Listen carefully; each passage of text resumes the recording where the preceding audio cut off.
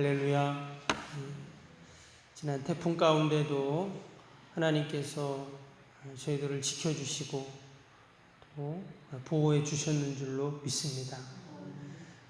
또 피해가 있는 우리 성도님들 또 있고 또 교회도 좀 담벼락도 무너지고 했지만 그래도 하나님께서 우리를 여러분 지켜주셨는 줄로 믿습니다. 다들 아시겠지만 태풍이 한 2시간 반에서 한 3시간 정도 빨리 새벽에 이렇게 지나갔잖아요. 그럼에도 불구하고 태풍의 그 피해가 어마어마했습니다. 그 모습을 보면서 한 3시간 정도밖에 바람이 안 불었는데도 이런 어마어마한, 어떤 사람은 보니까 일평생 일구어 놓은 또 1년 동안 일구어 놓은 것들이 하루아침에 다 무너지고 쑥대밭이 되고 이런 모습을 보면서 우리가 얼마나 나약한가, 내가 얼마나 나약한가 하는 것을 또 다시 한번 생각을 해보았습니다. 오늘 말씀에도 보니까 26절에 뭐라고 합니까? 대저 여호와는 내가 의지할 이시라, 내 발을 지켜 걸리지 않게 하시리라 했습니다. 오직 우리가 의지할 뿐, 의지할 대상이 뭔가? 어떤 사람은 돈을 의지하고 또 자신의 힘을 의지하고 자신의 권력과 또 자신의 의지를 의지하고 자기의 신념을 의지하고, 사람은 다 뭔가를 의지하잖아요. 정말 우리가 의지할 대상은 여호와 하나님인 줄로 믿습니다. 또 다음 주에 또 태풍이 온다고 하는데 우리가 더 같이 기도하고 또 하나님의 도움을 구해야 할 줄로 믿습니다. 우리가 어제 불도 다 꺼지고 새벽 기도를 못했어요. 그래서 3장을 계속 이어서 같이 보도록 하겠습니다. 서두에서도 우리 1장 할 때도 잠깐 말씀을 드렸지만 잠언은 하나님께서 우리 인간에게 주신 너무나 귀한 선물이죠. 바로 지혜를 우리에게 주셨는데, 왜 하나님이 우리에게 지혜를 주셨는지, 먼저 이제 누가 주셨는지, 또 왜 주셨는지, 그리고 그 지혜로 우리가 이 땅에 살아갈 때 어떠한 유익이 있는지에 대한 말씀들이 쭉 기록이 되어 있습니다. 그래서 31장까지 있어서 매일 한 장씩 읽으면 너무 귀하고 또 지혜로 하루를 살 수 있다, 이런 말씀을 드렸잖아요. 그래서 매일 한 장씩 꼭 읽으시기를 바랍니다. 잠언은 총 솔로몬이 지은 잠언이 대부분이죠. 그래서 솔로몬의 제1잠언집, 1장에서 9장까지가 한 권으로 사실 되어 있습니다. 우리는 1장, 2장 이렇게 쭉 되어 있지만 솔로몬의 제1잠언집이라고 해서 9장까지 되어 있고요. 그리고 다시 이제 10장에서 22장까지 또 제2잠언집이라고 말합니다. 그리고 이제 뒤에 보면 25장에서 29장까지를 솔로몬의 제3잠언집 이렇게 하고, 나머지 이제 또 기타 아굴의 잠언, 또 르무엘의 잠언, 이렇게 중간중간에 또 이제 다른 사람이 쓴 잠언들이 이렇게 쭉 나오게 됩니다. 오늘 이제 앞부분인데요. 제1잠언집 중에서 그 안에 이제 또 여러 가지 주제가 나와요. 뭐에 대한 지혜, 뭐에 대한 지혜, 쭉 이렇게 나오는데, 제1잠언집에 총 15개의 주제와 또 교훈이 나옵니다. 그 가운데서 오늘은 4번째, 5번째, 6번째 해당되는 그런 교훈들이 쭉 나옵니다. 그래서 참된 지혜를 구하는 방법, 또 그 지혜를 얻은 자가 누리는 복이 뭔가, 이런 부분이 이제 앞부분에 나오고요. 그리고 뒷부분에는 이웃에게 선을 베풀 때 하나님이 어떤 복을 주시는가, 이런 내용들도 뒷부분에 쭉 나옵니다. 오늘 앞부분 내용 함께 살펴보도록 하겠습니다. 먼저 1절을 다시 한번 보시면 1절입니다. 내 아들아, 나의 법을 잊어버리지 말고 내 마음으로 나의 명령을 지키라. 우리가 1장, 2장에서도 보았고 이제 뒤에 보면 계속 반복되는 게 뭐냐면 이 잠언의 말씀을 이 잠언 기자가 솔로몬이 이야기할 때 뭐라고 말했냐면 내 아들아 이렇게 시작을 합니다. 내 아들아. 오늘 1절에도 뭐 이렇게 나왔지만 11절에도 보면 내 아들아 또 이렇게 시작이 되죠. 또 밑에 쭉 보시면 21절에도 내 아들아. 그래서 계속 아들아 이렇게 말을 해요. 그래서 이것이 실제로 솔로몬이 자신의 아들 왕자들에게 했던 말이기도 하지만 또 당시에 젊은이들에게 했던 그러한 잠언이다. 또 이렇게 학자들은 이야기합니다. 그리고 더 나아가서 하나님의 말씀이기 때문에 하나님께서 하나님의 자녀인 바로 우리들에게 하시는 말씀이죠. 내 아들아. 근데 이 표현이요 너무 귀한 것이 뭐냐면 여러분 우리가 자녀들에게 지금 어떤 이야기를 한단 말이죠. 교훈을 얘기하거나 또 삶의 지혜를 말하거나 어떤 얘기를 할 때 여러분 부모가 자식에게 하는 말은 어떻습니까? 진실한 말이죠. 또 너무나도 귀한 말이고 또 거짓 없는 그러한 말들을 하죠. 부모가 자식한테 하는 말은 너무 귀한 말들입니다. 근데 마치 하나님께서 하나님의 자녀들에게 그렇게 너무나 귀한 말씀들을 하고 있는 것이죠. 솔로몬 입장에서는 자신이 지금까지 살아왔던 모든 삶의 경험들, 자기가 느끼고 또 깨닫고 때로는 값비싼 대가를 치르면서 경험했던 인생의 보화들을 지금 자녀들에게 또 백성들에게 하는 말입니다. 너무나도 귀한 말들이겠죠. 하나님도 우리에게 늘 이처럼 귀하고 생명과 같은 말씀들을 해주시는 줄로 믿습니다. 그래서 우리가 그 말씀을 늘 붙잡고 살 때 우리의 삶이 복된 것이죠. 잠언이 바로 그러한 말씀들입니다. 특별히 이 땅에 살아갈 때 이 험난한 세상 가운데 어떻게 살아야 되는가? 바로 지혜로 이 땅에서 살아야 한다는 것을 말씀해 주시는 것입니다. 오늘 이 지혜가 얼마나 귀한지 13절 한번 보시면 지혜를 얻는 자와 명철을 얻는 자는 복이 있나니 그랬습니다. 이어지는 말씀에도 이는 지혜를 얻는 것이 은을 얻는 것보다 낫고 그 이익이 정금보다 나음이니라. 지혜는 진주보다 귀하니 내가 사모하는 모든 것으로도 이에 비교할 수 없도다. 여기 보니까 특별히 지혜를 금이나 은이나 진주나 이런 것으로 하고 비교를 했는데요. 근데 지혜는 뭐라고 했습니까?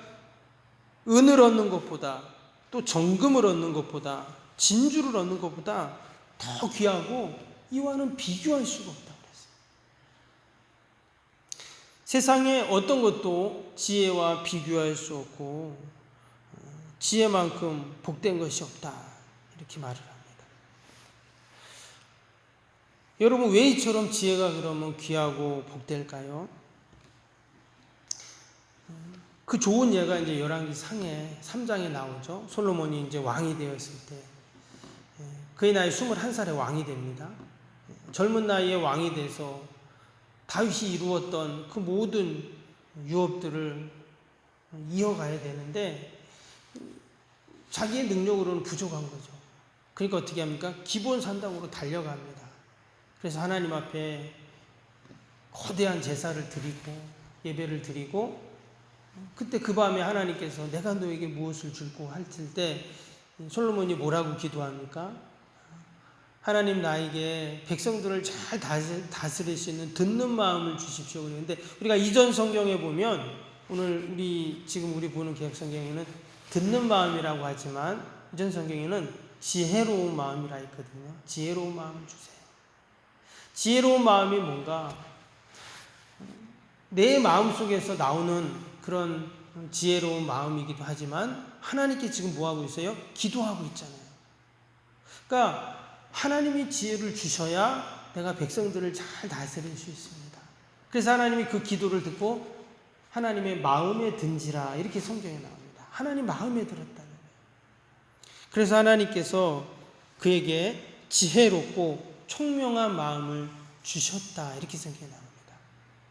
그러니까 내 마음 속에서, 내 속에서 그 지혜와 총명과 명철이 나온 것 같지만 하나님이 주셨다, 이렇게 지금 얘기해요. 그래서 여러분, 지혜가 귀하고 은보다 금보다 진주보다 귀한 이유는 뭐냐면 하나님이 주셨기 때문이에요. 내가 살아가면서 얻는 지혜, 내가 만들어 놓은 지혜가 아니라 하나님이 주신 지혜, 그게 귀하다는 거예요. 그래서 오늘도 우리는 하나님이 주신 지혜를 사모해야 되고, 하나님 우리의 자녀들에게 그런 하나님의 지혜를 주옵소서라고 우리가 여러분 기도해야 할 줄 믿습니다. 그래야 이 땅에서 우리가 늘 그 지혜를 누리고 복된 삶을 살고 여러분 승리하게 되는 줄로 믿습니다. 조금 우리의 자녀가 부족해 보이고 또 여러 상황과 조건이 안 좋아 보여요. 상관없습니다.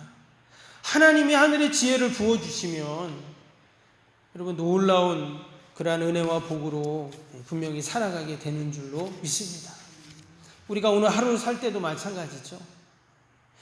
하늘에서 부어주시는 그 은혜로, 그 지혜로, 그 능력으로, 그 힘으로, 성령으로 충만해서 우리가 오늘도 살 때 우리의 삶이 복된 삶이 되는 줄로 믿습니다. 심지어 하나님이 주시는 지혜를 우리가 가질 때 여러분 11절 12절에 보니까 이런 말씀도 나오죠. 내 아들아, 여호와의 징계를 경히 여기지 말라. 그 꾸지람을 싫어하지 말라. 대저 여호와께서 그 사랑하는 자에게 징계하시기를 마치 아비가 그 기뻐하는 아들을 징계한 같이 하시느니라. 하나님이 우리에게 지혜를 주시는데요, 여기에는 때로는 하나님의 징계와 꾸지람도 있다는 거예요. 우리가 이것을 이제 잘 이해할 수 있는 게, 우리가 자녀들에게 때로 꾸지람을 주잖아요. 때로는 혼내기도 합니다. 그런데 정말 그게 자녀가 미워서 싫어서 잘못되라고 이렇게 하는 부모는 없잖아요. 즉 여호와의 징계나 그 여호와의 꾸지람도 어때요? 하나님이 주시는 지혜라는 것이죠.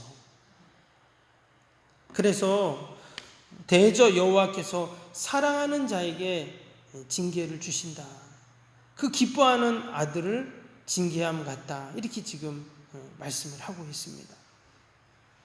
때문에 우리가 늘 하나님은 우리에게 좋은 것을 주신다.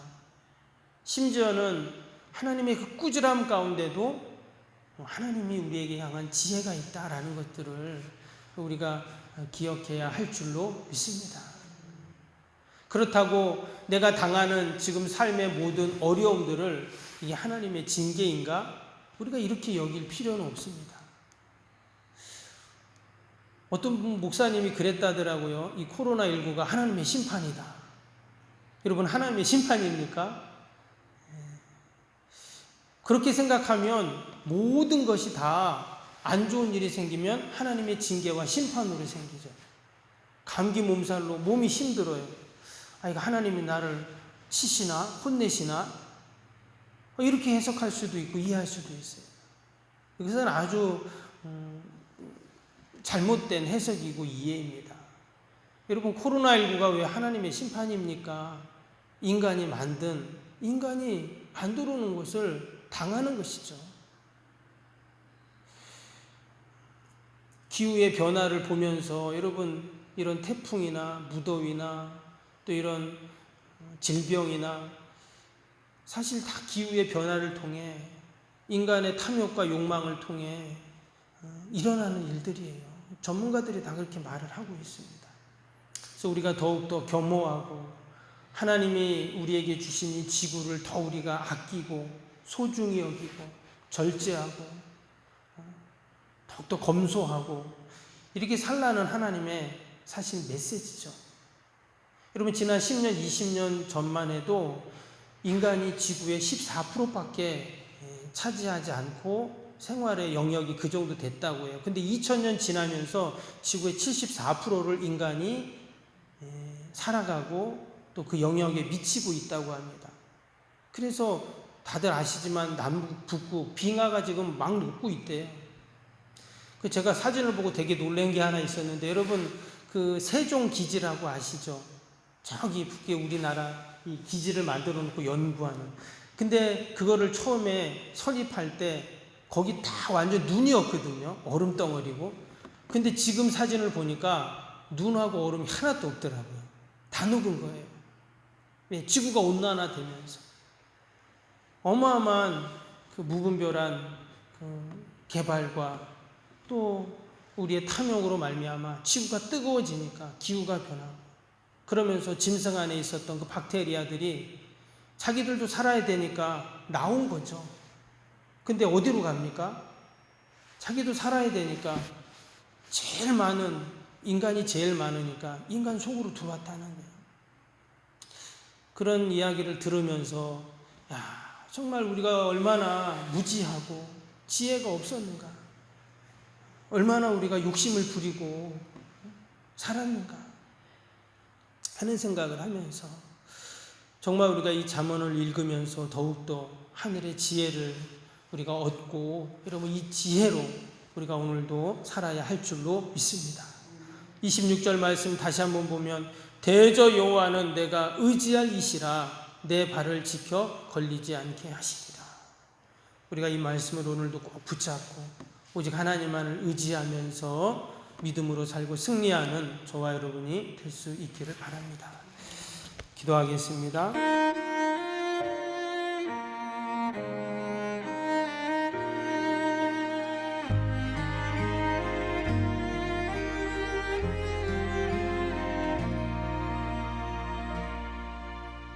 나는 하나님을 예배하는 예배자